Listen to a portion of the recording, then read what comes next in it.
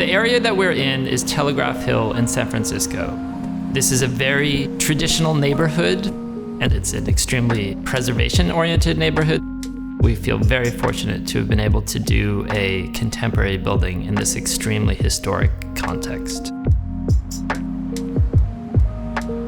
In order to make the project happen, we needed to demonstrate contextuality of the facade. The dictate of the planning department was that we needed to use wood and we needed to have a bay window. What we did was observe those things, but also do them with subtle twists that talk about the contemporary moments. The bay window is traditional in shape, but the glass in the center is oversized.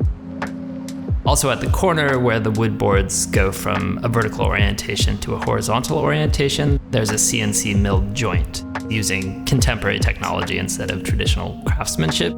You could call it like digital craftsmanship. The project has three basic components. The facade is a mask, which conceals the inner life of the house, but inside it's unapologetically contemporary. The house has two zones, two different personalities. One zone is vertical. It's totally abstract. All the materiality is obscured by the blue paint. It's very immersive. Psychologically, it's all one thing. Architecturally, color is not an expensive effect. It's one of the least expensive things you can do, but it is still intellectually extremely daring. It's a commitment to an experience that, for whatever reason, there tends to be a desire within architecture for neutrality. And on the other side, it's exactly the opposite. All of the materials are expressed. It's much more like a collage, nothing's glued together. All the materiality is raw, and it's all horizontal, so there's a contrasting feel between the two zones, although they're open to each other. One of the details that I'm personally proudest of is that the floor is expressed like a children's version of a floor. You see a 3/4 inch piece of plywood and then just a thickness of concrete, which is how all floors are made, but that's typically something that's disguised. That spirit of just expressing things happens throughout. So you're sort of living with this duality of a horizontal space where everything has its own distinct identity and is just fused together by proximity versus vertical abstraction where things are linked by color. It's a very delicate thing to capture.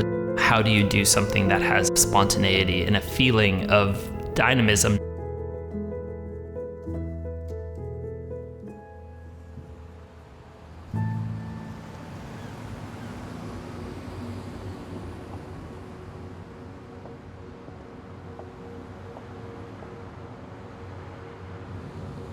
San Francisco is a city that's in love with itself, and some say with good reason, but it's really important for a city to continue to be relevant, to embrace the current moment as well.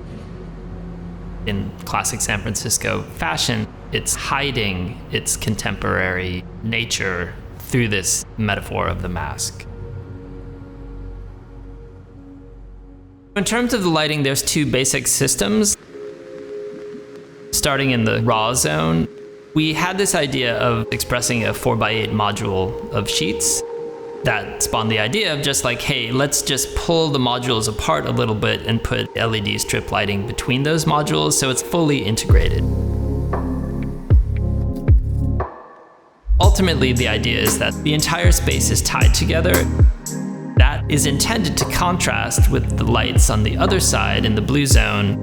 We use spotlights, so the lighting is more directional. As opposed to a big horizontal field, it allows for the differentiation because it's a less uniform space. Things that we try to do in a lot of projects in San Francisco is to bring light into the center of the house. In this instance, it's vertical circulation, there's a big void inside, and so the skylight is a way of delivering light very deep into the house. And it also creates a complexity throughout the day because it allows you a greater sense of how the sun is moving.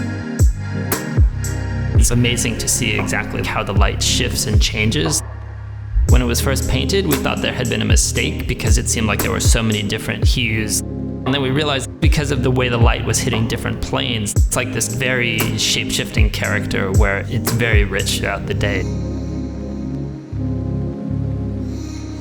The thing I'm proudest about in this project is I feel like there are a lot of things happening in the project that question received ideas in contemporary architecture.